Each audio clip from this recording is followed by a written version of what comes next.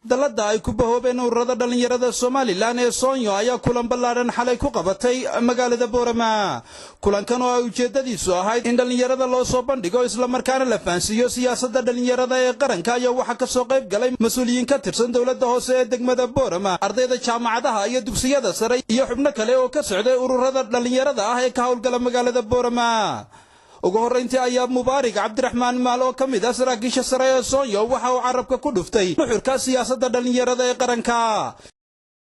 anagu Sonyo ahaan waxay ka shaqeysaa saddex qaybood si dhalinyarada loo tayin lahaa, wacyigelin loogu sameyn lahaa iyo in la isku xiro.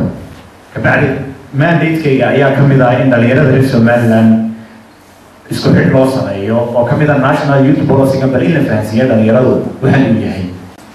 siyaasadda dhalinyarada qaranku waxay leedahay 12 qodob oo ka kala hadlaya waxbarashada, caafimaadka, tiknoolajiyada, qaybo badan ayay iskugu jirtaa.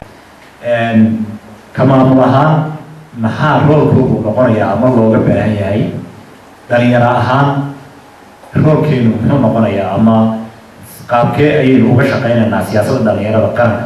sidaas oo kale ayaa maayarka magaalada Boorama Salebaan Xasan Xadi waxa uu ku tilmaamay mid waajiba in aynu roob yeelano meel kasta oo mustaqbalka dalka laga hadlayo, haddii dowladda tahay, haddii baarlamaanka tahay, haddii wasiirka tahay, haddii ilaa madaxweyne mustaqbalka inuu hiigsanaa kula yiraahdo ee tan tusaale tahay runtii. xogayaha dawladda hoose ee degmada Boorama Maxamed Cabdi Xaashi Xamare ayaa isaguna dhankiisa ka qiray inay dawladda hoose waxaa jira hadda dhalinyar badan oo aqoon-yahan oo jaamacadda xamuud ka soo baxday ama jaamacadda eela ka soo baxday oonu ka shaqaalay.